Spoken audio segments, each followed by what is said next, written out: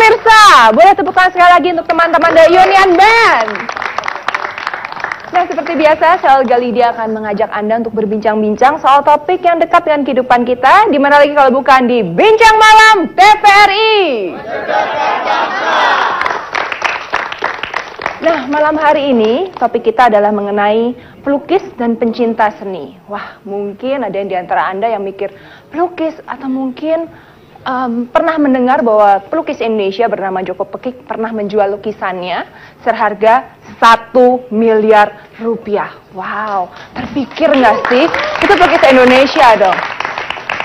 Nah, untuk itu pada malam hari ini kita akan berbincang-bincang soal pelukis dan juga pencinta seni. Nah, dan selain itu kami juga mengundang Anda untuk berbincang-bincang bersama kami. Anda bisa menelpon untuk Anda yang berada di Jakarta di 574-1435, atau untuk Anda yang berada di luar Jakarta di 574-1501. Dan Anda juga bisa mainkan jari-jari Anda untuk mengirimkan SMS di 087796969000. Nah, setelah hadir bersama kita di sini teman-teman dari Universitas Mustopo. Selamat malam. Sudah siap ya untuk bertanya nanti, karena kita juga mengundang teman-teman ini untuk ikut ngobrol bersama kita. Nah, langsung saja kita undang. Sudah siap mengundang narasumber kita? Oke, baiklah, langsung kita undang narasumber kita yang pertama, seorang pelukis. Langsung kita sambut Bapak Hardi. Selamat malam Bapak. Baik, apa kabar? Baik ya. Silakan Pak. Oke, Silakan terima duduk, kasih. Pak. Dan berikutnya, tidak asing lagi, Bapak Arswendo Atmowiloto, seorang budayawan. Selamat malam Adik. Selamat malam Mas Wendo. Selamat malam. Senang sekali bisa ketemu lagi Mas. Oh, cuma salaman doang. Iya. Enggak, saya berharap lebih tadi. Oh, ada teh? Boleh minum teh? Oh, kalau teh sih di rumah ada. Tapi teh di TVRI lain loh. Iya. Oke, berikutnya adalah seorang pencinta seni. Beliau adalah Bapak Fadlizon. Selamat malam Bapak, senang sekali bisa hadir kemari. Silakan Pak duduk. Cinta kok seni gitu. Cinta itu yang lainnya yang nada hidup gitu. Justru itu yang menarik Mas, kita akan ajak ngobrol-ngobrol pada malam hari ini. Nah pemirsa, langsung saja kita mulai bincang kita pada malam hari ini dalam Bincang Malam TVRI.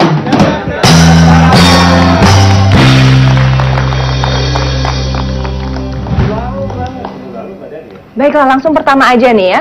Saya ingin bertanya soal pelukis. Ya. Nah, kenapa Pak Hardi mau menjadi pelukis nih? Karena ini, cita-cita sejak kecil begitu. Ya, Terinspirasi. dia 5 pegawai negeri, jadi dia jadi ini aku udah ya.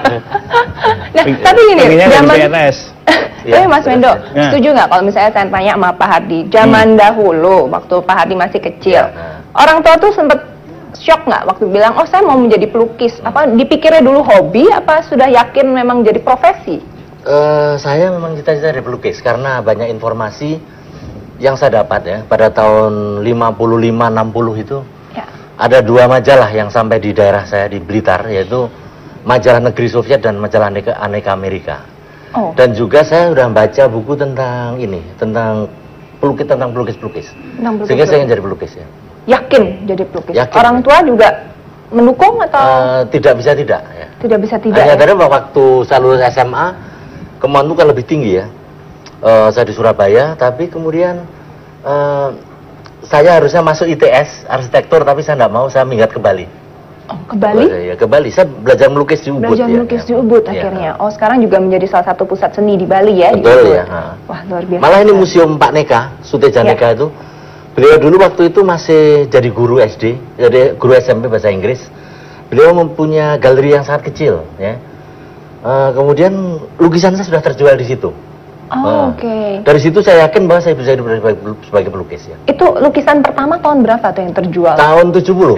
Tahun 70? 25 ribuan barangkali waktu itu. 25 ribu? Iya. Wah, kalau Zaman sekarang itu, sih, kalau sekarang boleh nggak saya tanya kira-kira ancer-ancernya berapa sih harganya? Fluktuatif. Kalau saya Fluktuatif sedang ya? banyak duit, harga saya tinggi. Kalau enggak banyak duit, saya lepas 10 juta, 15 juta.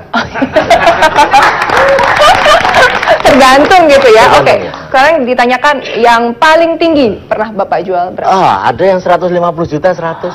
Tapi itu kan 150 dipotong juta? persentase dengan penyelenggara. Tapi orang membayar 150 juta seharga dengan mobil, rumah juga bisa beli rumah dengan 150 juta untuk sebuah lukisan karya Bapak. Boleh dong tepuk tangan dong untuk Pak Hardy. 150 juta ya, nggak terbayang mungkin zaman dahulu orang bahwa pelukis itu menjanjikan suatu masa depan yang sangat cerah gitu ya. Betul, 150 juta untuk satu buah lukisan. Nah, mungkin saya akan bertanya pada Mas Wendo. Mas Wendo sendiri selaku budayawan nih. Budayawan dan budayawan. Nah, penting nggak sih lukisan ini dalam kehidupan kita? Iya, nggak penting kalau orangnya orang barbar semuanya nggak penting. Kalau masih nggak ngerti dunia itu nggak ngerti. Hebatnya lukisan itu satu, Olga. Misalnya lukisan ini ya. Iya. Lukisan saya itu. Enggak, ini cuma untuk misal. Iya. Enggak, kebetulan bagus lukisannya biasanya. Oh, saya kolektor lukisan. Iya, kolektor lukisan. Olga. Kalau harganya cuma 150 juta, saya belinya dua dibeli dia. Ya. Karena gini, begitu lukisannya Hardy yang pengantin saya beli, itu mutlak milik saya. Nggak ada orang lain punya. Kamu beli Jaguar misalnya, ya di rumah saya juga punya. Ya nggak ada yang percaya. Ya kecil segini. Itu orang lain memilih. Nah ini hebatnya karya seni itu di sini. Ketika kita membeli benda itu, kalau kita matikan benda, dia mutlak milik saya. Itu makanya harganya, kemudian pasti nilai-nilai lainnya ada. Nilai-nilai lain tentu ada, tapi suatu kebanggaan bahwa di dunia, dari sekian miliar orang yang hidup di dunia ini, cuman Mas Wendo yang punya lukisan itu. Begitu ya? Satu-satunya. Satu-satunya. Bung Fadlizon boleh dia lukisannya yang lain banyak, tapi yang saya miliki itu nggak punya dia. Dia boleh punya real estate-nya panjang, lukisannya apa dia, tapi yang saya punya itu beliau tidak punya. Nggak punya. Maaf Pak, saya maaf ya. Sorry. Pak Fadlizon, kalau boleh tanya, sejak kapan mulai mencintai seni? Sebenarnya sejak masih remaja juga ya. Oh, pernah remaja juga. Saya udah langsung bos gitu. Karena saya kira seni itu sangat penting kan. Kalau hidup ini tanpa seni ya akhirnya seperti yang Mas Wendo bilang, jadi barbar. Jadi barbar. Kalau saya kira harusnya semua bidang profesi itu harus terisi. Jadi otak kita ini balance gitu. Ada keseimbangan otak kiri dan otak kanan gitu. Jadi saya kira hidup ini jauh lebih indah, dan kemudian apapun di politik pun kita kemudian menjadi lebih mempunyai karakter gitu ya. Lebih sensitif, lebih punya empati, lebih simpati. punya karakter ya. Karakter. Saya kira itu yang juga hilang misalnya banyak di dunia politik kita kan, karena semuanya jadi serba kering. Nah, dengan seni ini sebetulnya jadi tidak kering ya, karena ada sentuhan, ada hati yang bicara, ada kesan, nuansa dan lain-lain ya. Yang saya kira kemungkinan dialog itu ada. Nah, ya, mungkin ya di politik juga ada ya, tapi instruksi lebih ada. Justru politik jadi dialog. Jadi tidak hanya dagang sapi. Nah, yang ngomong ini bukan saya ya. Oke. Berani ngomong gini, berani ya? Berani ya ngomong gini ya? Enggak apa-apa kan. Ya. Soalnya benar-benar juga ya Pak ya. Nah, mungkin satu lagi kepada Pak Fadlizon. Apa sih yang paling menyentuh, seni apa yang paling menyentuh, dan apa yang paling membuat Pak Fadli itu jatuh cinta dengan seni? Saya kira seni ini kan hasil karya, satu pencapaian tertinggi dari rasa, ekspresi yang saya kira tinggi ya. Seperti seni rupa ada lukisan, kemudian seni-seni yang juga menjadi tradisi bangsa kita seperti ada keris. Saya kebetulan juga kolektor keris, Mas Hardy juga, mungkin Mas Wendo. Belum. Tingkat saya belum. Belum tersetrum sama keris. Itu ada juga ya? Ada orang Solo. Nah, kalau cutter tuh kayaknya banyak di seluruh dunia. Keris cuma satu juga ya. Okay. Jadi kalau kita perhatikan, saya kira dalam sejarahnya seni rupa kita, penghargaan kita terhadap seni itu terhadap lukisan-lukisan yang memang sekarang makin hari makin baik ya. Saya termasuk juga kolektornya lukisannya Mas Hardy gitu, dan juga yang lain-lain, dan saya kira banyak di situ ada dialog gitu. Satu lukisan memang kalau kita memang pas dengan itu, kita selalu ingin melihatnya lagi gitu ya. Dan memang di situ ada kedalaman ya, tergantung lukisannya. Kalau Mas Hardy saya kira sangat filosofis, sangat mendalam gitu. Setahu aku itu. Ya, dan kadang-kadang poster juga, jadi kayak gambar poster itu bagus. Betul, dalam juga ya. Tapi Jadi luar kan gini, biasa. enggak, kalau saya boleh menambah. Boleh, boleh. Boleh Mas. Enggak, ini pura-pura, kalau saya boleh itu pura-pura. Iya, iya, iya. Maksa aja. Ya udah di televisi kalau nggak maksa ngomong, nggak disorot kamera nanti kan repot. Iya bener, nanti itu Mas. Karena ketika kenapa Mas Hardi melukis atau Bung Fadli ini menjadi kolektor gitu ya? Kadang-kadang itu mungkin bahasa tingginya itu udah panggilan. Kita bisanya begitu, nggak bisa lainnya. Bukannya beliau ini nggak bisa kerja lain gitu, nggak bisa. Dia dari satpam bisa, tapi kan ekspresinya mungkin lebih pas di ini. Bung Fadli nyatanya aktif Nanti di kalau jadi satpam Bos. terlalu melankolis mungkin ya? Enggak, itu Enggak juga, enggak galak. Bisa galak juga ya? Kalau enggak kamu enggak tahu kan tahun berapa. Dia ini pemberontak Desember Hitam itu yang menciptakan dia dan teman-temannya. Dia lagi sekolah, enggak mau kuliah, enggak mau ngambil gelarnya, demonstrasi ini orangnya kan begitu. Ya sekarang udah tua emang sekarang. Tampangnya udah rada tua emang. Oke, baik. Tapi adik-adik kalian kalah sama dia ini. Kalah ya? Kalah Aduh. ya. Terakhir tiga maju. Iya, tahun ujian. 74 ya. Ya, 74. 74. Wow. Dia menolak Hitam. itu semuanya bersama rekan-rekannya menciptakan satu peristiwa namanya Desember Desember Hitam. Hitam. Oh, Punya karakter. dramatis. Koreksi kebudayaan. Koreksi Zamannya Pak Nah, Harto ya. kayak seperti itu, ini kan konflik-konflik risikonya gede. Apa sih untungnya Bung Fadli ngurusin seni lukisan, ngoleksi banyak ya Bung Fadli di rumahnya? 400 loh. Ada berapa? Ya sekali-sekali ngundang saya ke sana, kenapa sih nggak berani ya? Kapan malam ini? Malam ini habis ini ya. Itu kalau dibandingkan dengan risiko atau energi yang keluar nggak ini. Oke lah 150 juta. Berapa bulan laku? Atau kalau dia dia suka seni lukisan itu nggak dijual. Nah, nilai-nilai indah sebetulnya yang tadi terisyaratkan itu bukan sekedar nilai dalam pengertian angka. Materi, tapi Ya. ada nilai lain yang jauh Ya. lebih tinggi dan mungkin dirasakan juga oleh orang yang menikmati Itu seni sebetulnya tersebut. Nah, kelebihan sekarang manusia itu. saya cukup yakin nih, pemirsa di rumah masih bingung. Sebetulnya bagaimana sih menikmati lukisan? Nah, kebetulan ada salah satu lukisan Pak Hardi di belakang sana. Boleh nggak kita saya tanyakan itu Itu anu. apa inspirasinya dan? Oh, inspirasinya tentang ini. Coba kamu kesana biar ada Boleh. Pak Saya teman nih. Ya. Kalau sama Olga mau. Boleh, bagaimana? Judulnya Love and Inspiration Love ya? and Inspiration. Jadi ini tentang pluralisme. Jadi wanita muslim tapi anaknya membaca buku tentang Sun Yat-sen, Dr. Sun Yat-sen. Oke, bahwa terbuka, wawasan tetap terbuka. Ya, kemudian beauty, keindahan yang saya tampilkan di sini. Ada matahari suatu semangat. Bangsa kita kan drop sekarang. Penuh hal yang negatif pada bangsa kita yang diungkapkan oleh politisi-politisi kita. Oke, jadi matahari ini lambang optimisme, positif, semangat, positif nilai-nilai. thinking dan yang lain-lainnya. Kemudian kita dikasih gambar Garuda di wah. Nah itu Gerindra boleh itu kalau diputar ya. Jadi ini tentang simbol dari apa ya, semacam prisma, semacam mosaik dari bangsa kita ini. Bahwa bangsa kita ini adalah berwarna-warni sebagai Berwarna-warni, latar ya. belakangnya, berbagai macam suku, ras, Suku, agama, dan agama, antar golongan, Ya. dan terbuka. Terbuka, hidup dalam damai dan bisa Dan boleh bercita-cita, saling ya. mempelajari ajaran-ajaran yang lain, walaupun Betul. tentunya dia punya karakter tersendiri Ya. gitu ya. Wah, Dan luar hebatnya biasa. lukisan saya ini penuh Nobel color, warna-warna mulia di sini. Oh, warna emas. Oh, warna emas, red, kemudian Merah. coklat, violet yang lainnya. Pokoknya hebat lah ini. Jadi lukisan tidak sekedar cantik, Ya. tapi juga punya filosofi. filosofi. Ya. Boleh Tapi- dan tepuk tangan untuk Mas Adi. Terima kasih. Tapi begini, Bu, silakan Olga. dimajukan. Enggak supaya Baik, Mas. kita supaya enggak terhenti gitu ya. Justru ini hebatnya karya seni itu ketika pelukisnya menjelaskan itu benar. Tapi misalnya saya gitu sebagai penikmat itu menafsirkan berbeda boleh. Nah, seni itu hebatnya di sini nih. Ini warna kemuliaan. Oh ya, kemuliaan. Oke, orang lain menangkapnya sebagai keteduhan, enggak apa-apa. Iya. Enggak ada close captionnya gitu loh. Masing-masing bisa Multitafsir. Ya. menginterpretasikan Nah, masing-masing. itu yang saya maksudkan dengan dialog tadi, Iya. kemungkinan itu. Jadi satu benda ini aja bisa multitafsir gitu lah. Itu sebabnya mungkin ada yang suka, ada yang nggak suka gitu kan. Iya. Kalau nggak cantik, semuanya mungkin setuju. Tapi misalnya ada yang nggak setuju, saya gitu nggak setuju, boleh. Dia nggak cantik, Disahkan. cantik sekali, nah misalnya gitu. Nah. Nah, ini buayawannya di sini. Saya mulai bisa menangkap maksud buayawannya itu. Oke.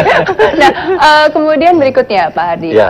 ada beberapa aliran dalam seni Ya. lukis.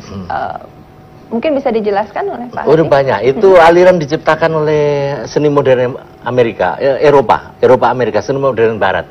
Jadi dia selalu menciptakan aliran. Karena apa? Mereka setiap di belakang aliran ada latar belakang filsafatnya gitu. Ada latar belakang Ya. filsafatnya.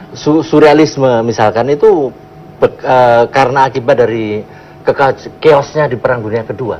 Kemudian mereka di belakang realisme kenyataan. Jadi di belakang kenyataan dia ungkapkan. Jadi aneh-aneh, Salvador Dali mata yang melotot, kemudian orang tangannya 8 dan yang lainnya. Itu ekspresionisme, abstrak ekspresionisme misalnya lahir di Amerika karena bangsa Amerika selama ini dijajah Eropa dalam soal filsafat. Setelah munculnya filsafat eksistensialisme, baru Amerika memiliki gaya lukisan abstrak ekspresionis. Nah, semacam begitu. Jadi di Indonesia juga Ikut juga mengikuti tren dunia atau membuat tren sendiri? sebetulnya dalam keadaan sekarang sebenarnya sudah pecah, sudah mandiri juga. Bangsa pelukis-pelukis Indonesia dalam sejarahnya adalah pejuang. Raden Saleh Sarif Bustaman adalah kemenakan Pangeran Diponegoro, di mana dia ditakutin Belanda karena kebetulan dia punya talent yang luar biasa dalam seni lukis. Kemudian disekolahkan di Eropa supaya tidak menjadi pejuang. Sujoyono tahun 1937, bapak seni modern, bapak seni lukis modern Indonesia, ya. Itu konco sarapannya Bung Karno. Ya. Dia sudah menyetuskan mencari corak nasional Indonesia. Tahun 75 ada seorang tokoh seni rupa baru yaitu saya sendiri. Saya bapak seni rupa baru Indonesia di mana seni kita baurkan dan terlibat dalam masalah sosial. Selama zamannya Pak Harto, pada waktu itu pelukis takut-takut melukis masalah sosial. PKI orang-orang Lekra masih belum berani melukis. Mereka Karena masih kebanyakan dibuang ditahan, di ya, Pulau ya. Bulu. Jadi kita ambil perannya untuk mengkritisi pemerintah waktu itu. Jadi pelukis pun punya peran untuk mengkritisi pemerintah ya? Iya. Mungkin bisa dijelaskan, mungkin Mas Wendo juga mengetahui sedikit mengenai sejarah. Ada goncangan nggak sih dalam dunia lukis Indonesia pada saat PKI dan sebagainya? Karena banyak Pasti ada, sekali karena seniman ini yang kan dibuang belakangnya ke dari Pulau Bulu. titik tadi yang dibilang apakah filsafat, apakah sudut pandang tertentu, itu aja. Itu yang menjadi keyakinan mereka. Ketika Picasso misalnya salah satu periodenya dia melihat benda-benda ini terdirinya dari kotak-kotak. Kubisme. Nah, kubisme lah, lalu lahir aliran kubisme itu. Seperti juga kita melihat lagu itu sebagai apa, karya seni semuanya hampir semuanya begitu. Pada periode tertentu bertabrakan dengan politik sih pasti iya, karena dia nggak bisa diatur kan, Olga. Dan juga misalnya itu tadi, kalau berangkatnya itu kan dari dulu juga kan mengkritisi Pak Sujoyono, mengkritisi Ya. Moe Indi. Mau ini Dia mengkritisi pelukis-pelukis yang meninabobokkan hanya gambar-gambar indah, pemandangan dikritisi, indah. kata Pak Sujoyono, kita harus mengoreksi ini dengan realisme sosialis ketika itu. Kemudian lahirlah aliran-aliran yang lain Ya. juga. Jadi ada sentuhan-sentuhannya juga dengan politik, kekuasaan, dan memotret zaman sebetulnya. Memotret zaman. Mungkin Jadi paling benar itu sensitif dia ya? memotret zamannya, Zamannya. Memotret menyuarakan zamannya Iya. itu. Sama seperti lukisan yang ada di belakang situ ya Pak Hardi ya. Ya. Mungkin itu inspirasinya karena Bapak ingin Pluralisme mengkritisi itu tadi. sesuatu. Iya, pluralisme tadi itu, ya. Dan ini boleh dijelaskan mungkin alirannya termasuk aliran apa ya Pak? Ya sebenarnya aliran Hardi sekarang. Ya. Apa Saya tadi sudah tahu. Sudah tahu. Ya. Kubisme? Di belakangnya abstrak ya. Sudah kayak Ada aliran? kubisme juga, kemudian di kubisme. depannya realis dan lain-lain. Oh, ini aliran Hardi. Aliran Hardi. Oke. Boleh tahu kira-kira ini sudah ditawar berapa? Apa memang akan disimpan untuk diri sendiri? Kebetulan saya mau menyelenggarakan pameran keris besar-besaran bulan Juni. Saya butuh duit untuk pesan-pesan keris desain saya. Jadi kalau 20 juta saya lepas. Oh, kebetulan nih ya. Itu harganya pasti nambah. Iya, bandingkan banget. Iya. Untuk menghidupi empu-empu. Empu-empu yang Madura, lain ya. ya. Waduh, kebetulan masuk TV nih. Saya yakin sebentar lagi yang telepon akan banyak sekali kemarin yang menanyakan lukisan Pak Hadi. Mungkin bisa sekalian dilelang nanti ya. Iya, boleh ya. Nah, mungkin satu lagi kepada Pak Fadlison. Selain lukisan, ada lagi yang Bapak koleksi mungkin? Saya mengoleksi juga keris ya, karena itu juga bagian dari warisan budaya bangsa. Tombak, kemudian surat kabar kuno dari tahun 1862. Oh, kenapa Kemudian itu dikoleksi? filatelis, saya Filateli. jadi perangko pertama di Netherlands Indies di tahun 1864. Kemudian saya juga hobi dengan uang kertas lama. ya sampai sekarang, dan juga koin-koin kuno dari zaman Sriwijaya Majapahit. Semua Indonesia. Iya. Koin-koin Indonesia. Itu kita juga kaya. Koin-koin kita tuh dari zaman Sriwijaya Majapahit sudah ada. Bahkan koin-koin itu koin-koin emas. Kesultanan di Aceh itu dari tahun 1200-an itu koinnya sudah emas ya. Dan saya kira banyak lagi yang juga piringan-piringan hitam lama saya koleksi juga. Di samping Ini rumahnya kelihatannya besar sekali ya Pak, ya koleksinya banyak sekali. Saya taruh untuk perpustakaan. Oh, Umumnya perpustakaan. buku-buku tua dari tahun 1747 tentang Indonesia juga. Perpustakaannya sama Luar gedung biasa. TVRI ini gede mana? Ya pasti gede. Pasti gede di sana ya? Ya. Gede di sini. Gede di sini. Isinya banyak kan di sana. Ya. Isinya banyak sekali, pasti tempatnya sangat Tapi mungkin, besar. ya, sambil menunggunya itu, karena inilah sebetulnya yang menghidupkan seniman-seniman itu orang seperti beliau-beliau ini. Orang Bukan yang jembatannya, memproduksi. Bukan pemerintah. Mesenasnya itu di sini. Tapi kita mau dengerin orang nyanyi ya. Ada penyanyi cantik-cantik gitu. Sebentar nggak ada? lagi. Itu urusannya ini. Enggak, kan siapa tahu nanti dia minta duet atau apa gitu. Lain kali kayaknya Mas Wendo, Ya. mereka pasti senang sekali untuk berduet. Atau mungkin membawa Mas Wendo untuk ke satu tempat untuk menyanyi bersama. Nah. Itu akan menarik sekali. Udah ada. Jadi langsung saja kalau Bupati boleh. mau saya. Kalau boleh kita sambut teman Oke. saya yang cantik, Mbak Helena. Dia akan membawakan lagu Bawa Daku Pergi.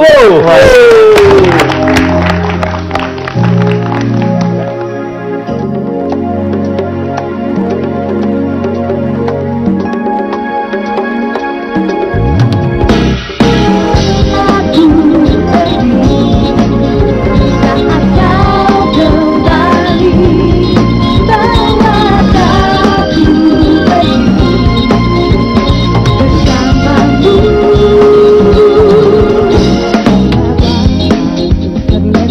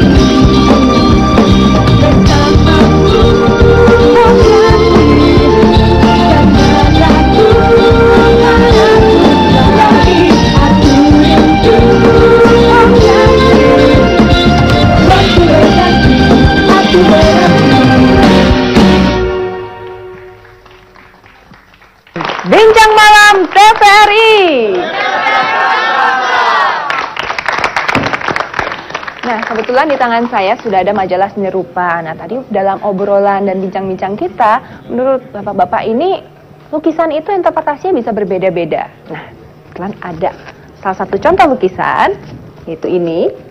Mungkin boleh supaya lebih jelas terlihat. Judulnya Nabi Nuh. Wah, mungkin agak kecil-kecil. Boleh dilihat, Pak Hadi? Ya, ya. Ini lukisan dekoratif ini. Dekoratif? Iya dekoratif. Jadi dia menekankan pada detail kecil-kecil, kemudian warna flat, kemudian ada figur-figur yang tampak di sini, dan itu bisa dikatakan sebagai dekoratif. Artinya mendukung interior juga bisa. Ya? Mendukung interior. Ya. Oke. Kalau Mas Wendo, Nabi Nuh judulnya, Mas. Kalau saya lebih tertarik pada temanya ini aja. Bagaimana senimannya ini, dalam hal ini Alit Sembodo ini, memberi tafsiran baru tentang kapalnya Nabi Nuh. Kelihatannya porak-poranda di situ. Ya, mungkin karena orangnya berpasang-pasangan, ini digambarkan apa dan lain sebagainya.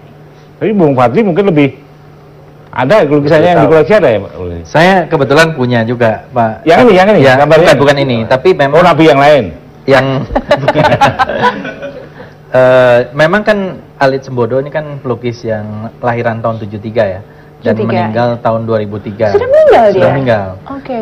Tapi Kenapa saya meninggal ya. Kan baru 73, 2003 baru 30 tahun. Ya karena satu sebab lah. Oh. Tapi saya kira memang karena itu juga mungkin lukisannya juga banyak dilirik, karena memang seperti Mas Hardi ini bagian dari seni lukis kontemporer ya. Iya betul. Kontemporer dan dekoratif, dan ada ciri khasnya itu menonjolkan figur-figur manusia kecil dengan ekspresinya macam-macam dan sangat detail dan menginterpretasikan sesuatu yang baru. Misalnya globalisasi, perang Bharatayuda, macam-macam yang seperti itu, tapi dengan tema-tema yang modern gitu ya. Tema-tema yang modern yang lama digabung dengan yang modern. Pendekatan baru ya. Pendekatan dengan baru. warna-warna modern. Dan juga. khasnya seperti ini. Jadi kalau orang lihat dari jauh seperti hanya melihat lukisannya Mas Hardi, sudah tahu ini lukisannya Mas Hardi. Kalau ini lukisannya Alit Sembodo, orang sudah tahu gitu. Punya satu karakter dan ciri tertentu ya. Cirinya ya seperti ini. Hampir rata-rata lukisannya Alit Sembodo ya seperti ini. Banyak manusia-manusia kecil gitu ya. Figur-figur, dan ada yang besarannya juga seperti ini kan, 150 kali 300 cm gitu. Lumayan 3 meter Kali pakai 1,5 akrilik, meter ya. akrilik ya nih. Ini akrilik ya. Akrilik. Luar biasa besarnya ya. Mungkin sedikit kalau boleh saya bertanya, karena menurut saya sangat sulit untuk memiliki satu ciri, mengingat pelukis sekarang itu jumlahnya ribuan, apalagi kalau dilihat sekarang globalisasi, pelukis Indonesia di luar negeri, pelukis luar negeri juga masuk ke Indonesia. Mungkin kalau di total berjuta-juta pelukis gitu. Bagaimana seorang pelukis itu bisa menjadi berbeda dari yang lain, tapi tetap bisa dikenali menurut Pak Fadli? Bisa, tapi sangat tergantung pada promosi juga. Dan sekarang ini kan tumbuh banyak galeri ya. Galeri-galeri itu memang banyak mengundang pelukis-pelukis muda. Tapi memang kadang-kadang ada plus minusnya. Di satu sisi sangat komersial, di sisi lain sebetulnya banyak pelukis-pelukis yang top gitu, yang sebetulnya karyanya jauh lebih bagus, tapi mungkin kurang bisa diangkat oleh galeri, jadi kurang terpublikasi. Kurang terpublikasi. Ya, jadi sebetulnya ada dua sisi mata uang lah gitu. Mungkin Mas Hardi bisa cerita juga. Mengenai masalah bagaimana mempromosikan, dan sebetulnya ada nggak sih peran dari pemerintah atau mungkin lembaga-lembaga yang bisa membantu pelukis Indonesia supaya lebih dikenal di luar negeri? Sudah banyak belum pelukis Indonesia yang menjual lukisannya di luar negeri? Ada, itu bukan dari pemerintah yang melakukan, tapi broker-broker atau art dealer istilahnya, bukan broker jadi ya. Art dealer yang melakukan itu galeri-galeri, dia mulai hubungan kerjasama dengan galeri-galeri internasional dan mereka go publik ya. Rata-rata pelukis-pelukis muda ya. Sampai di New York mungkin, di Christie. Oh, di mana-mana kalau itu di Cina terutama ya. Dilelang dan pelukis Indonesia itu punya keterampilan khusus yang tidak dimiliki oleh pelukis-pelukis lain. Dia craftman-nya itu kuat. Craftman-nya itu, jadi kerajinannya itu kuat. Keterampilan atau mungkin kerajinan tangannya. Iya, kerajinan tangannya kuat ya. Untuk detail kalau begitu. Untuk detail, untuk macam-macam, dia orang Indonesia itu bikin apa aja bisa. Yang orang, karena apa? Karena kita punya sejarah seni rupa yang luar biasa, Borobudur, wayang, batik, ya sudah punya. Amerika nggak punya apa-apa. Dia melahirkan sesuatu. Budayanya. Iya. berhubungan dengan budaya juga ya, Betul. kalau begitu ya, Nah. lukisan itu. Ya. Nah, Hanya kebetulan- dalam proses, Olga, ini mungkin tadi yang sudah disinggung dan menurut saya menarik untuk kita bicarakan. Ini sendiri, proses senimannya ini sendiri, di satu pihak ini ada pasar. Iya. Nah, ini yang untuk Indonesia barangkali jembatan ininya yang tidak ada. Dulu antara pun pencinta seniman-seniman- seni dan Nah, pelukis, kelihatannya saat ini Mas Wendo jembatannya, Mas. mestinya ya, tapi ya ini kan jembatan masih bengkak-bengkok gini. Karena dulu pun seniman-seniman seperti pelukis, penyair itu ada masinasnya, ada patronnya, ada pelindungnya. Bisa itu namanya raja, bisa bangsawan, bisa uskup, bisa apa aja. Dari situ lahir ke arah sana. Nah, tapi sekarang dalam modern sekarang ini mereka bergerak sendiri. Ini diperlukan pasar untuk sampai ke pasar. Di dua proses. Proses kreatif ini sendiri, kamu mau melukis apa Produksi. terserah. Ini udah diatur-atur juga susah pelukis ini. Nah, sementara ini yang mendatangkan. Kalau tadi Mas Hadi ngasih contoh Mondigliani misalnya, nah di situ Mondigliani itu cuma melukis, bahkan Dia yang melukis palsu pun sampai dia hanya tanda tangan aja bisa dipasarkan sendiri itu. Sedemikian luar biasanya jadinya ya. Oke, mungkin sambil saya membaca SMS silakan diminum loh. Ya, Ini bukan karya seni, ini teh betulan. betulan. Cuman ini karena lokasinya begini agak susah nih yang mana minum saya tadi. Di urut paling ujung aja. Pak Fadi di ujung sana, Mas Wendo yang di sana, Ya. Mas Hadi yang di sini. Saya Saya bacakan dulu. bekasnya Olga juga enggak apa-apa. Oh, buaya kalau gitu. Karena kelamaan duduk sebelah Mas Wendo nih kayaknya. Baiklah, ini SMS yang pertama saya akan bacakan di 081340074 sekian-sekian. Pertanyaannya adalah kontribusi pelukis terhadap pembangunan bangsa. Mungkin pencinta seni bisa menjawab? Ya, saya kira banyak sekali ya. Saya kira kalau kita lihat dulu Sujoyono. Sujoyono selain kontribusi kan, kontribusinya ya saya kira bagaimana menghidupkan, memotret zamannya itu, ya. Kemudian jangan salah, sebetulnya kayak Presiden Soekarno itu adalah kolektor juga, dan beliau sendiri juga melukis ya. Dan banyak pemimpin-pemimpin bangsa di awal itu kolektor juga. Bung Hatta itu juga kolektor. Ya, dan juga yang lain-lain. Jadi rasanya bangsa Indonesia ini atau para pemimpin Indonesia, pemimpin politik ketika itu kalau tidak punya lukisan dari karya bangsanya sendiri itu kurang.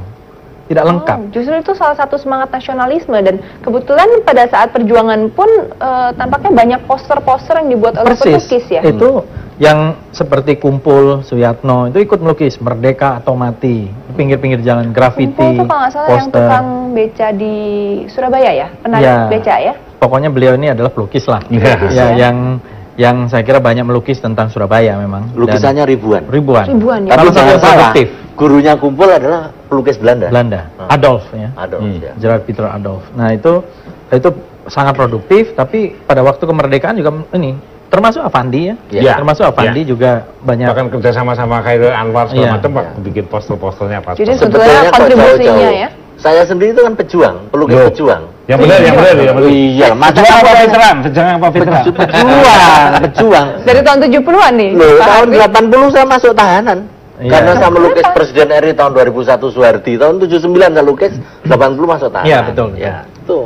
Jadi sebelum Pak Amin Rais atau tokoh-tokoh sekarang nih yang Yusril sama Indra dan yang lainnya ingin jadi presiden, saya sudah memelopori Pelukis reformis ini. pelukis reformis. Makanya saya harus disebut Bapak Reformasi Indonesia. Bapak khususnya di bidang lukisan ya. Ya disebut sendiri nggak apa-apa. Kalau Iya, nggak ada makanya apa-apa, sebut sendiri. seringkali saya nyebut diri saya sendiri begitu. Nggak apa-apa, boleh. Terima kasih, Pak. Iya, sama-sama Mas Hadi. Pertanyaan berikutnya kepada Pak Hari. Iya. Assalamualaikum warahmatullahi wabarakatuh. Waalaikumsalam.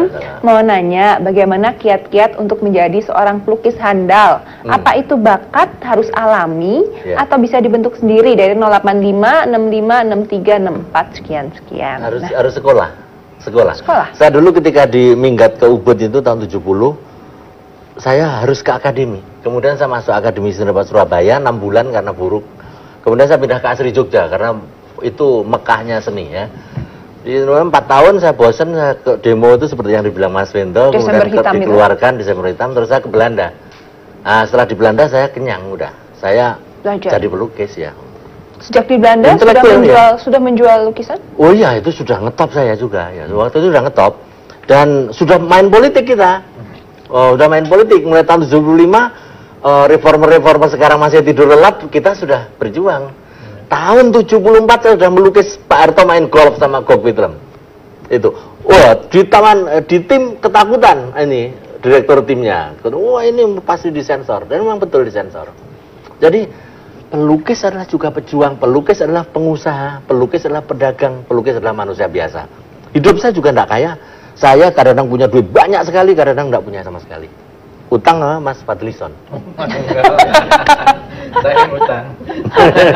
Utang lukisan ya. Iya. Oke, satu lagi. Apa yang bisa memberikan para seniman agar bisa lebih maju daripada negara lain? Dari 081-790-77. Nah, apa nih? Mungkin Mas Wendo, bagaimana caranya supaya seniman bisa lebih maju dari negara Sebetulnya lain? sederhana, aura kebebasan untuk kreatifnya dimungkinkan pasti maju. Di negara-negara akan begitu, bahkan yang terkekang pun bisa.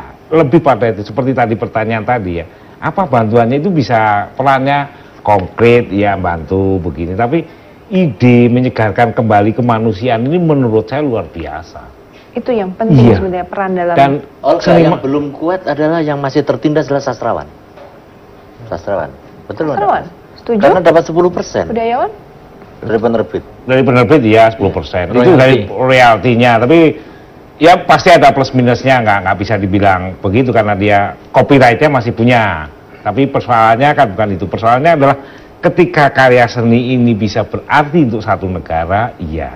Dan bahkan sekarang ini sudah menjadi ini jadi industri seni itu. Jadi Guggenheim itu, museum Guggenheim itu sekarang ditiru di mana-mana ya Bupati ya. Karena ternyata museum yang gede lengkap ini juga mendatangkan divisi yang luar biasa, sehingga di Afrika ditiru, di Spanyol ditiru. Di Indonesia? Di Indonesia belum lah nih. Bagaimana Pak Fadli, setuju? Coba. Ya, saya kira Rumahnya ya kelihatannya banyak isinya. Nah, saya itu kan 400 kemampuan lukisan. saya sedikit ya, kecil dah. Ya. Saya kan hanya mau memberi inspirasi pada orang yang banyak yang jauh lebih mampu gitu, ketimbang untuk membuat hal-hal yang tidak berguna. Ini kan dalam rangka mengumpulkan warisan budaya bangsa. Itu saya kira harusnya pemimpin-pemimpin politik, pemimpin-pemimpin yang lain yang jauh lebih mampu itu membuat masing-masing perpustakaan lengkap dengan karya Itu seni bagus. dan lain-lain. Ya. Dan itu Perpustakaan sebetulnya itu bisa berguna bagi riset, bagi banyak orang. Ya. Yang mau S1, S2, S3 gitu. Dan Itu dalam pada rangka mencerdaskan bangsa. dalam ujung-ujungnya juga bisa mendatangkan devisa seperti Iya. kata Mas Iya. Wendo, mencerdaskan bangsa dan juga orang-orang lain akan lebih mengenal Indonesia. Betul. Dan menjaga suara hati gitu, suara batin yang terlupakan, seperti lukisan begini bercerita apa, kita masih bisa menemukan di situ. Tapi ya kita museum nasional aja ada nggak sih? Nggak ada kan kita Ada, museum ada. nasional yang representatif di Indonesia ini? Tidak representatif, tidak. Nah, Ya, sebetulnya ada. kalau mahasiswa ada tadi mau pas-pasan aja ya. mau satu paket itu datang ke Fadlison Library. Di situ ada dokumentasi tentang ini, tulisan-tulisan dari surat Centini dan asli. Surat Centini iya, juga tahun ada? 1800, 1700 sambil melihat lukisan juga sambil melihat keris. Itu satu paket. Ini museum yang paling komplit sebetulnya. Jadi Atau bisa belum melihat semua dikatakan museum, tapi Library. semacam library yang paling komplit ya. Untuk melihat sejarah Indonesia dari zaman dulu sampai sekarang. Seorang politician Fadlison, sekaligus budayawan. Dan itu benar-benar memastikan supaya Indonesia tetap di hati. Seperti Ya. lagu yang akan dibawakan oleh teman saya Aris dan Nila, yaitu Tetaplah di Hatiku.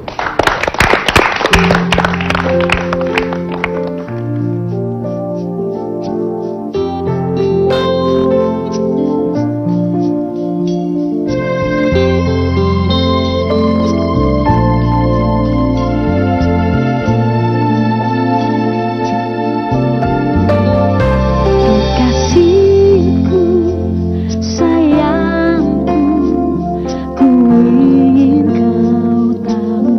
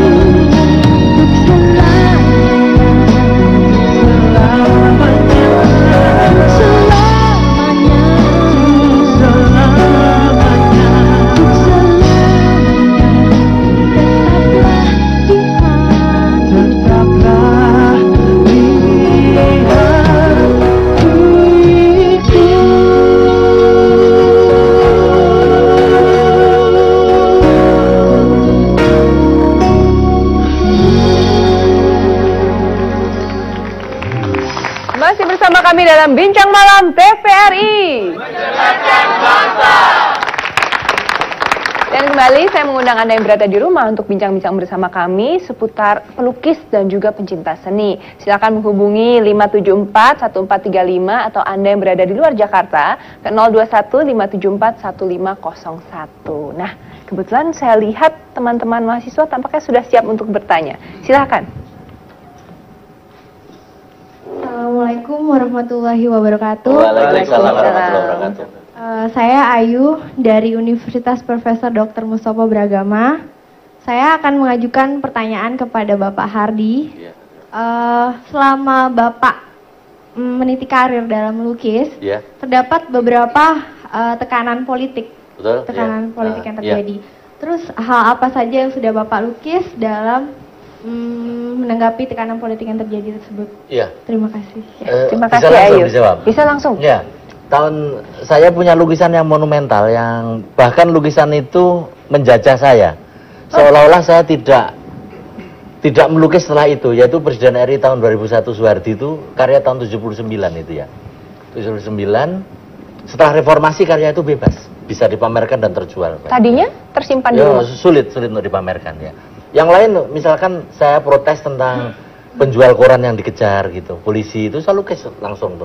Sekarang di museum-museum. Kemudian tentang pers, misalkan di Bredel saya melukis anak kecil yang dikejar-kejar lagi sama polisi atau di Bredel. Kemudian tentang koruptor, saya punya lukisan sang koruptor. Saya lukis presiden tahun berapa yang lalu ya.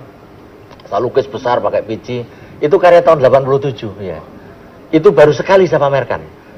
Penjual tukang beca yang dimasukkan di mana itu Pak mengenai koruptor itu? Dulu hanya berani di tim, tapi setelah reformasi ini tidak ada yang minta lagi saya untuk pameran. Saya di tim tahun Marzuki juga ditutup, saya tidak bisa pameran di sana. Di Galeri Nasional saya juga tidak bisa pameran, bukan karena saya bukan karena saya hebat, barangkali karena tidak suka dengan saya, karena saya suka protes dengan lembaga-lembaga yang ada sampai sekarang. Saya tetap terkucil sekarang ya.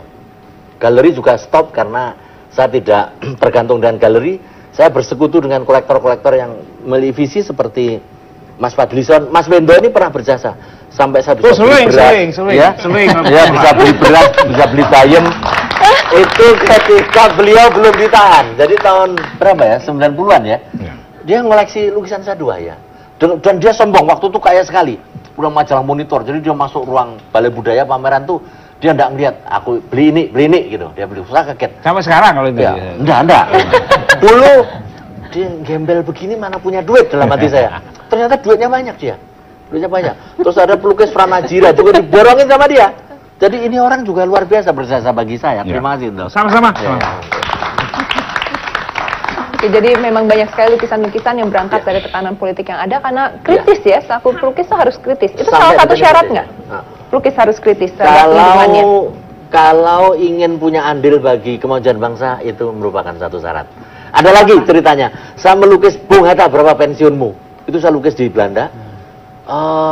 Waktu itu Bung Hatta tidak bisa bayar listrik. Saya baca berita di Nederland bahwa proklamator tidak bisa bayar listrik. Kemudian saya tersentuh, saya lukis 1,5 meter. Kemudian yang kecil-kecil baru saya hadiahkan kepada Bu Muti Hatta. Keluarga Bung Hatta adalah orang yang tidak korup. Saya sebagai saksi. Oke, mungkin ada lagi yang ingin bertanya, silahkan. Selamat malam buat bapak-bapak saya. Nama saya Jeffrey dari FISIP HI Mustopo. Saya ingin bertanya buat Bapak Fadlison.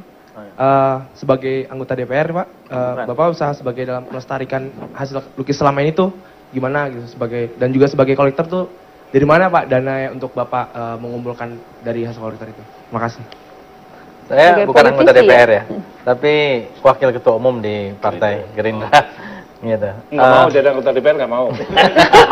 Kalau kecil juga apa gimana? Udah biarin cerita. Jadi saya kira sebetulnya kalau kita mau dan memang punya minat, tentu ada usaha kan kita. Dan dari usaha, saya kira yang namanya mengoleksi barang benda seni itu tergantung kita sendiri.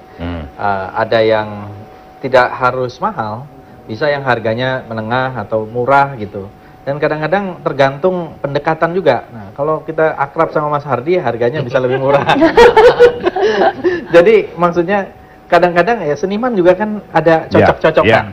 Wah, ini jodoh-jodohan gitu. Jadi saya kira itu juga sesuatu yang mungkin bisa membuat kita tetap bisa mengoleksi dalam keadaan apapun gitu. Dalam keadaan apapun. Dalam keadaan apapun. Dan ya tentu saja yang pertama kita harus punya minat. Dan di samping itu sebetulnya mengoleksi ini juga satu investasi.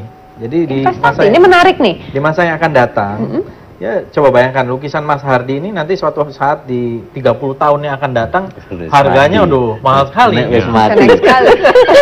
Atau 50 tahun yang akan datang itu. Mungkin sedikit Pak Fadli bisa tolong jelaskan nggak bahwa Bapak mengenal orang atau paling tidak tahu bahwa menjadi pencinta seni itu bisa mendapatkan keuntungan nggak sih sebetulnya? Kayaknya kan beli aja, bisa nggak? Sangat bisa.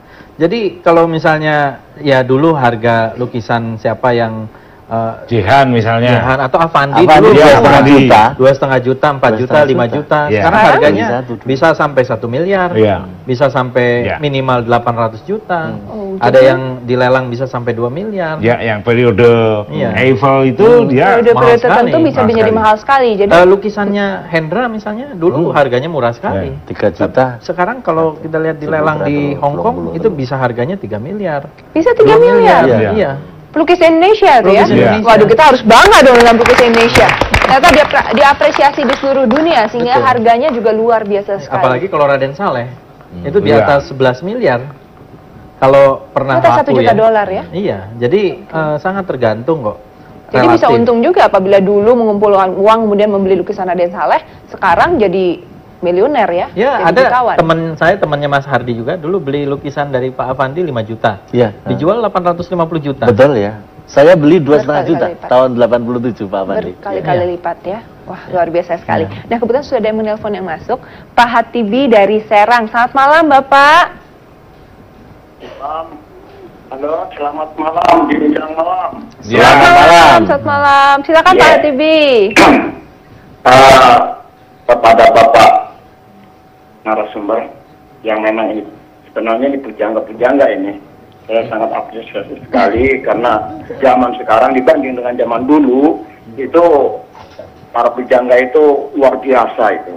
Tapi sekarang sudah harus memang lihat ini karena zaman reformasi yang mana tadi sudah diceritakan bahwa para pujangga itu semuanya itu dikebiri oleh politik sehingga ya akhirnya tidak muncul gitu. Sekarang harusnya bapak-bapak munculkan itu, terutama bisa menunjang perekonomian bangsa yang sekarang memang lagi keadaannya ya perlu butuh gitu Pak dalam pembangunan perekonomian bangsa. Nah ini melalui para pujangga ini barangkali untuk menjual lukisannya itu begitu ya bisa untuk menghidupi rakyat kalau bisa begitu. Nah ini barangkali saya harapkan para pujangga untuk zaman reformasi ini begitu. Jangan takut dengan pemerintah. Lebih berani ya Pak Hatibi ya? Iya, pujangga tetap di belakang ada rakyat. Terima kasih. Wassalamualaikum warahmatullahi Terima kasih wabarakatuh. Pak Hatibi. Waalaikumsalam warahmatullahi wabarakatuh. Dan ada penelpon berikutnya, Ibu Rina. Selamat malam Ibu. Selamat malam. Malam, silakan Ibu ingin bertanya kepada narasumber kami. Iya. Selamat malam semuanya. Selamat malam.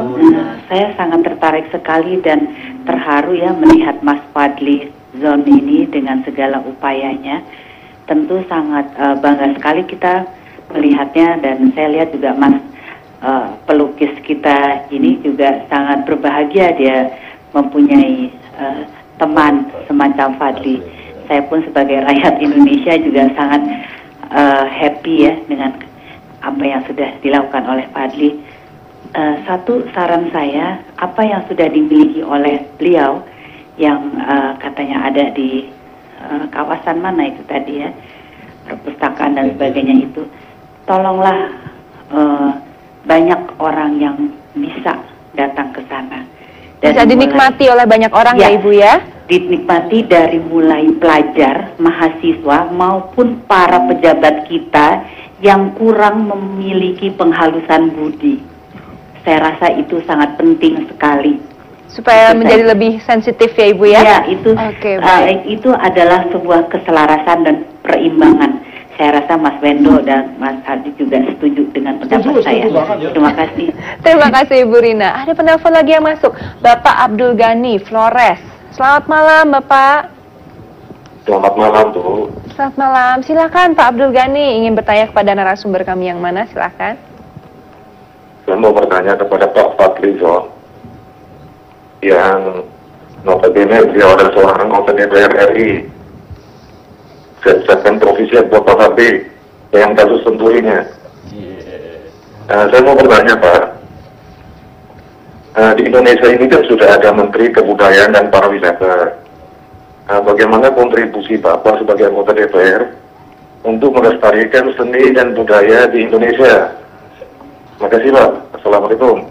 Waalaikumsalam warahmatullahi. Oke, terima kasih Pak Abdul Ghani. Mungkin yang pertama dulu bagaimana bahwa supaya pelukis Indonesia, karya-karya lukis Indonesia bisa lebih berperan bagi negeri ini. Pokoknya jangan takut, melukislah, akan didukung oleh Pak Hatibi dari Serang dan seluruh rakyat Indonesia. Bagaimana? Mas Wendo mungkin silakan. Mas Wendo. Kamu dong, kamu pelukis. Jangan gitu. Budayawan dulu lah Mas Wendo. Pelukis kamu ya. Sebenarnya didukung atau tidak didukung dalam artian ini ya. Iya. Lebih tua maksudnya. Iya. Karena karya seni ini otomatis dia menyuarakan suara hati minimal dirinya.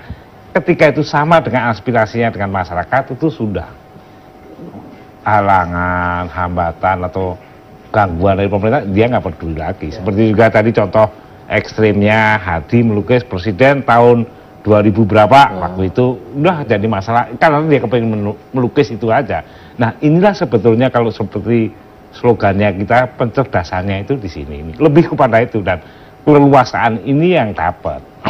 Tapi seperti kalau saya boleh melenceng sedikit ya, yang Bu Rina tadi, inilah sebetulnya peran kita di sini. Kalau kita jadikan ini salah satu topik permasalahan ini, bisa lebih membuka kemana-mana gitu loh.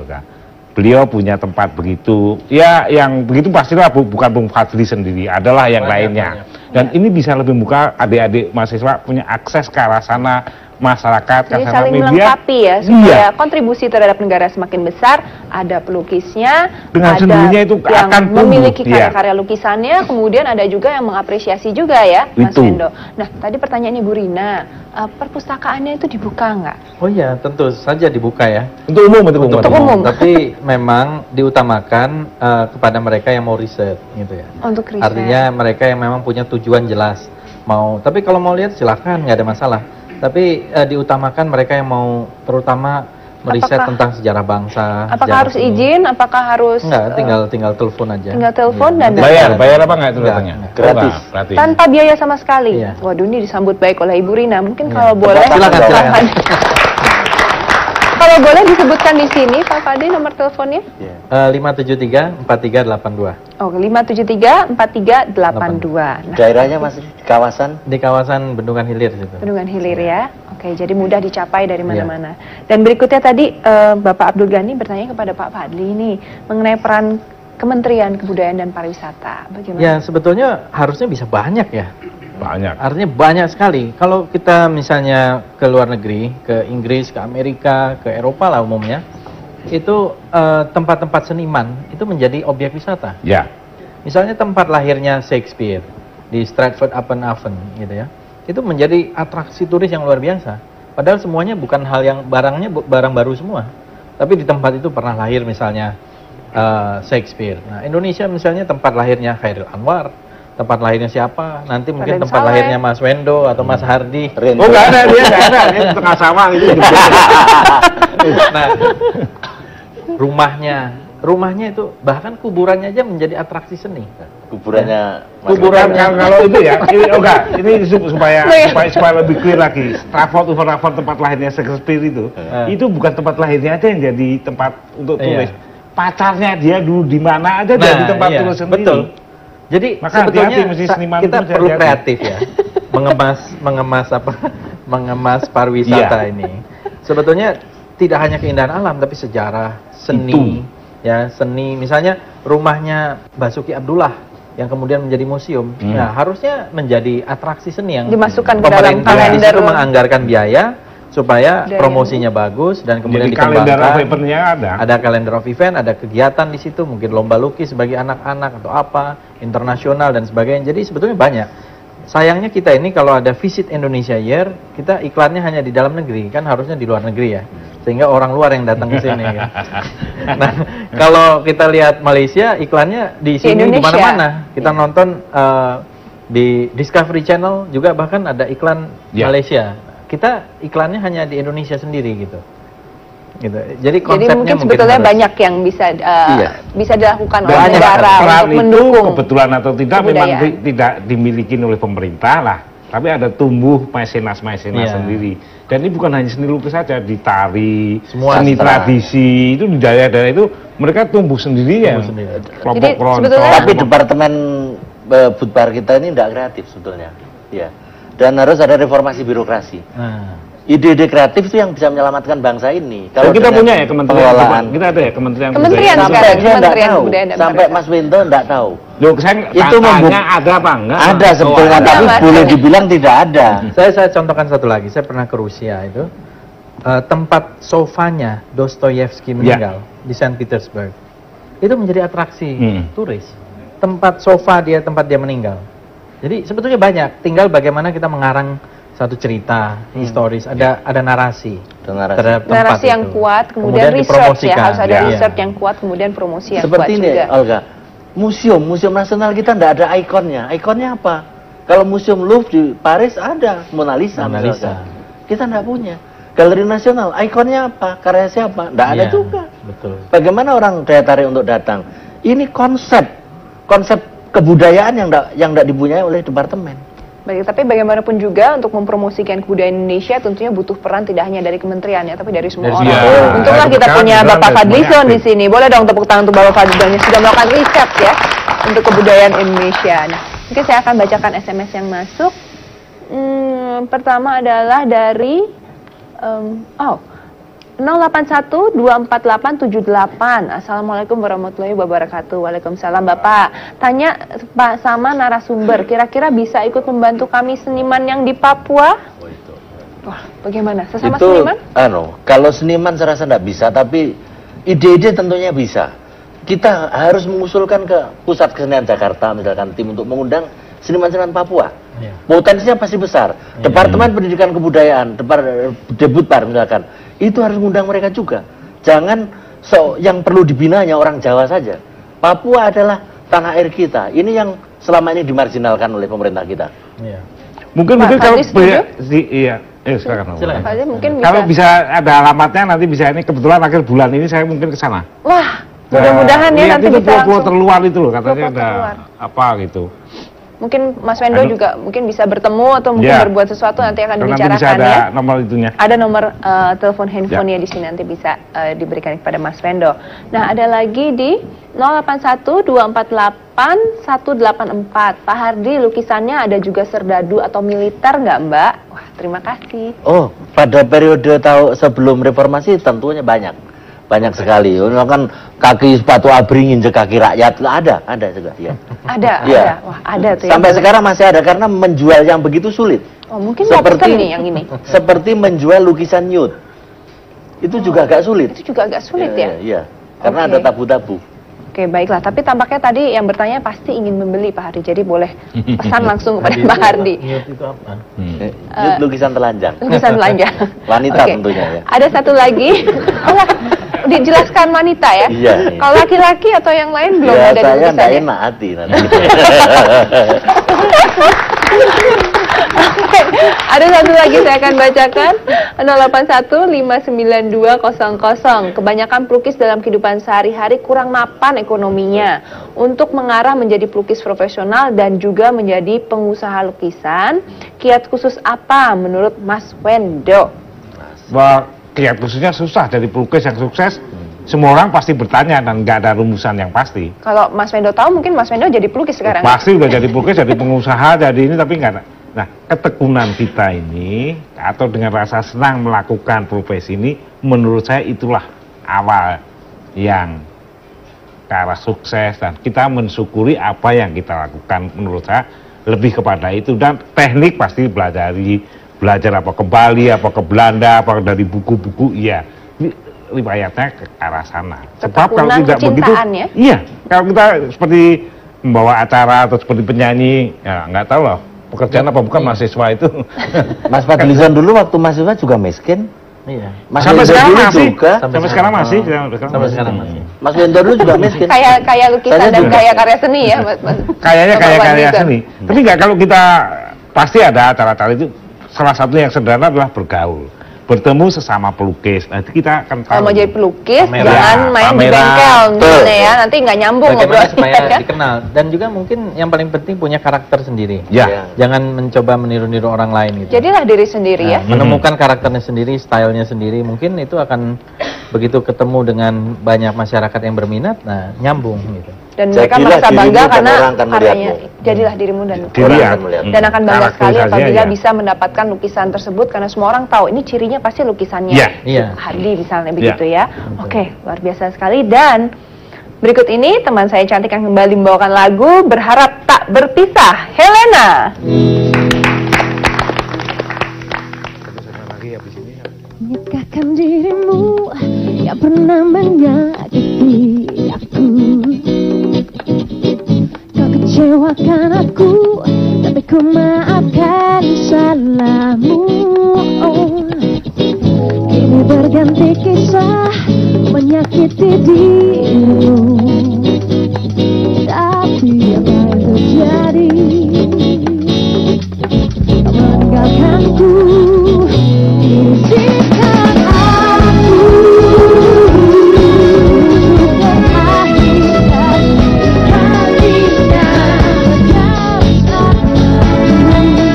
bersama mengenang asmara dan aku berharap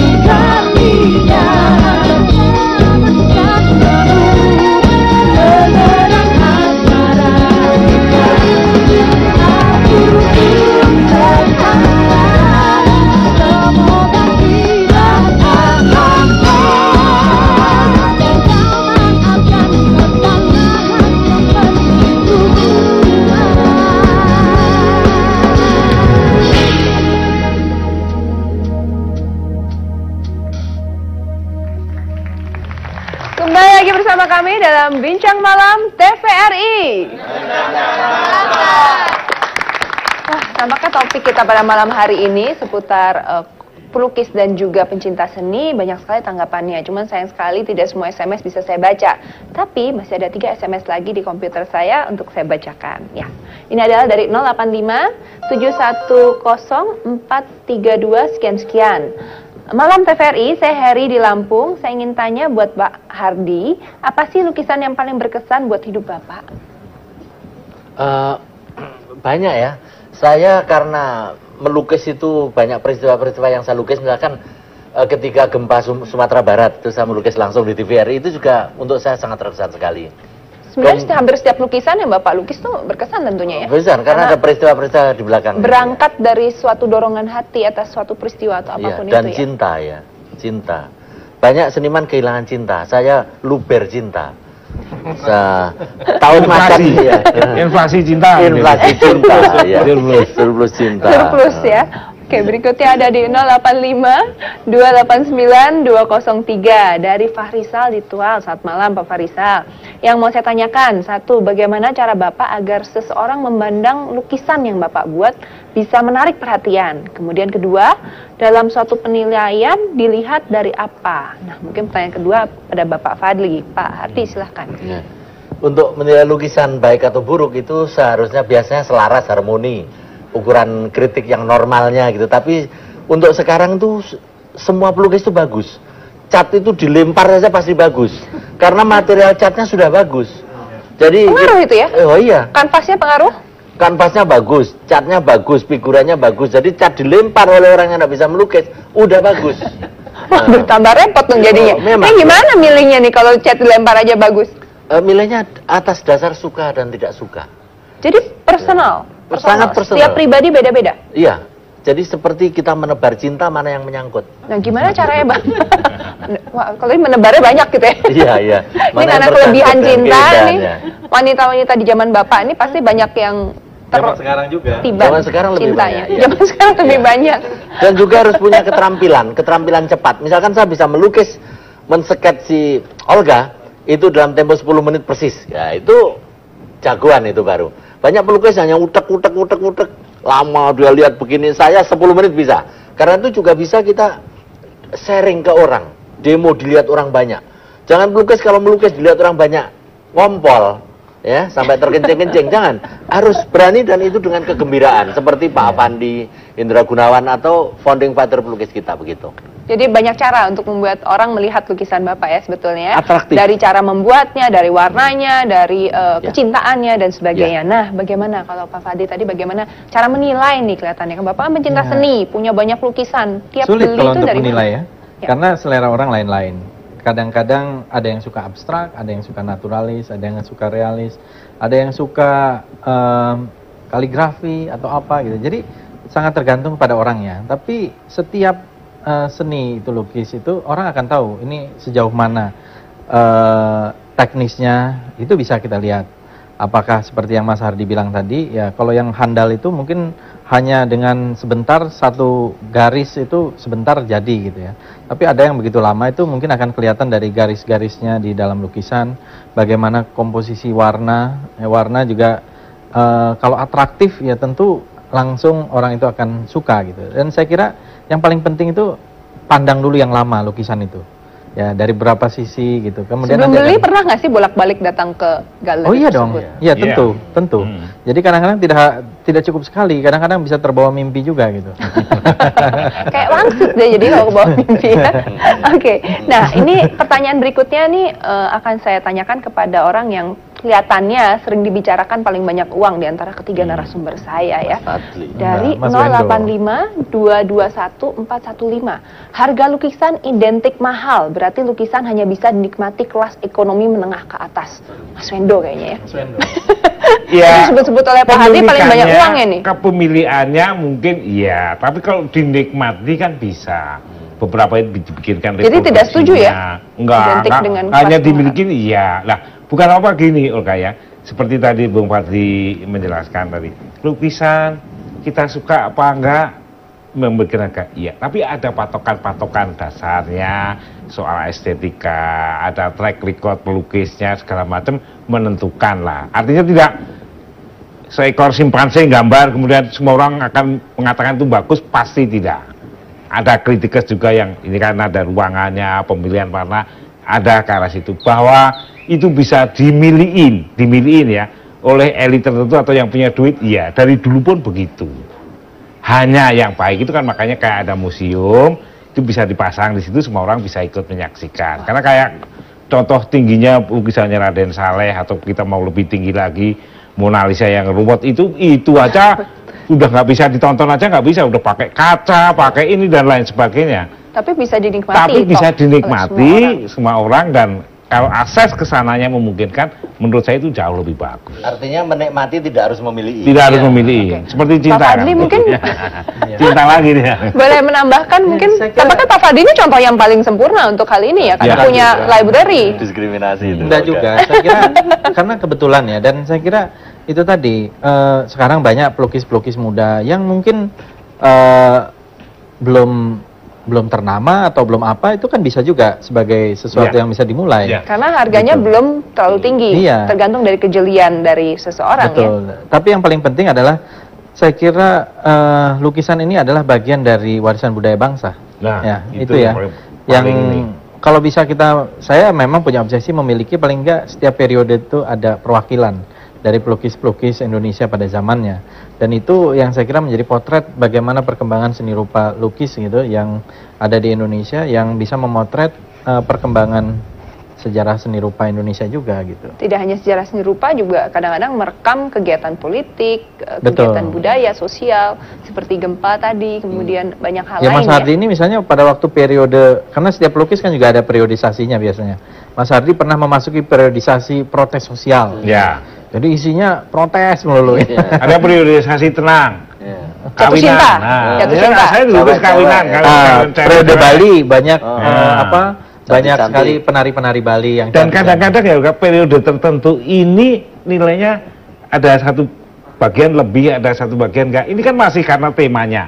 Picasso yang hebat itu ada periode yang dikatakan blue period. Blue period. Karena nggak punya cat. Catnya cuma biru semua. Biru. Sehingga menghadirkan sesuatu yang misalnya periode tertentu ini menghasilkan pencapaian semacam ini kira-kira. Itu kalau di museumnya Picasso bisa kita lihat. Ya. Berbagai periodenya itu di Spanyol ya. Dan kita bisa beli repronya dalam bentuk yang print murah, sangat murah banget. Dan Picasso tukang kawin masalahnya. Jadi jatuh cinta terus. Jatuh cinta terus. Jadi banyak istrinya. Jadi kalau banyak pelukis yang gitu ya dia kebanyakan. Yang di Indonesia nggak ada. Oh ya. Picasso itu lucu. Jadi pembantunya selalu bilang, sopirnya pembantu setia itu bilang, kalau Picasso cinta, kalau kita buka kamarnya pagi-pagi seluruhnya berserakan wajah yang dicintai. Nanti kalau udah mulai berkelahi itu hilang. Kemudian istri-istrinya yang baru berkelahi tadi mukanya dimencong-mencong, digaris-garis, dijadikan kayak seperti binatang misalkan. Kemudian dia mulai cinta lagi dengan orang. Tapi itu tidak ditiru. Itu perbuatan yang kurang bagus. Ya, tapi mungkin lukisan mengorbankan kemanusiaan. Mengorbankan hati orang ya. Oke, mungkin sedikit penutup kata-kata dari Pak Hardi untuk pemirsa di rumah. Bagaimana supaya memberi semangat bagi orang-orang di rumah yang mungkin putra-putrinya ingin menjadi pelukis, nggak perlu shock, nggak perlu takut, nggak perlu khawatir mungkin. Nasib manusia di tangan Tuhan. Kalau Anda memiliki bakat, entah itu dalam bidang sastra, teater, atau politik, atau seni lukis terutama, itu kembangkanlah.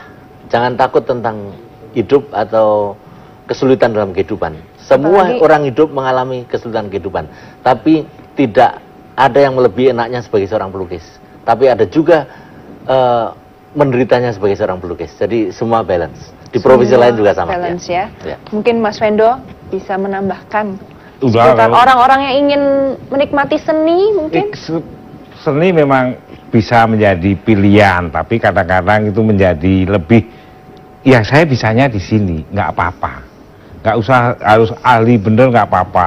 Dan memulainya ini adalah memulai dengan apa ya, nafsu, dengan senang, udah cukup. Kalian senang melukis, cobain aja.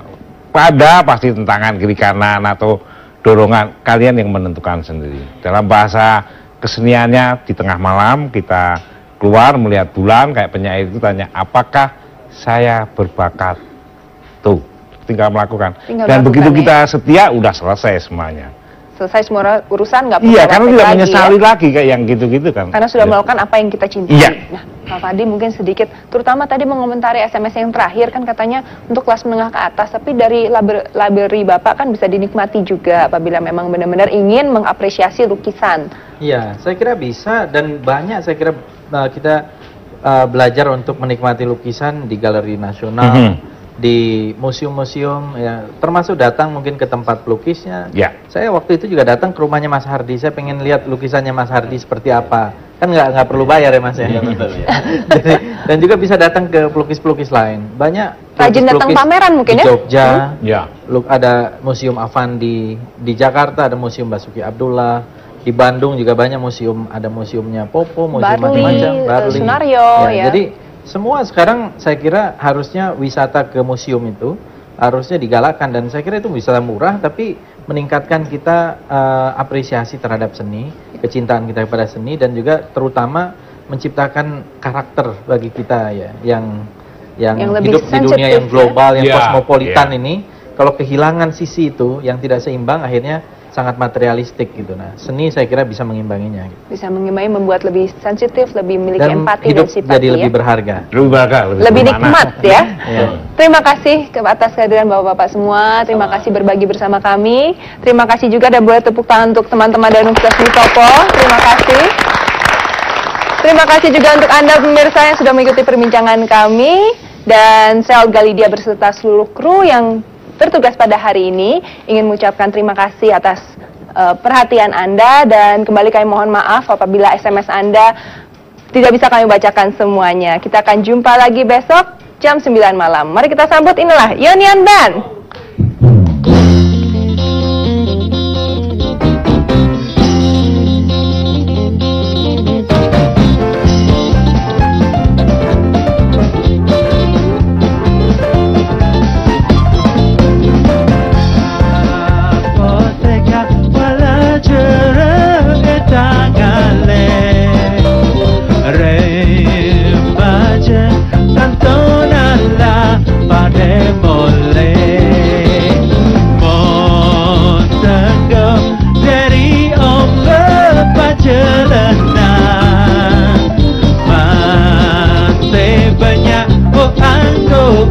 Oleh-oleh na Demun anjali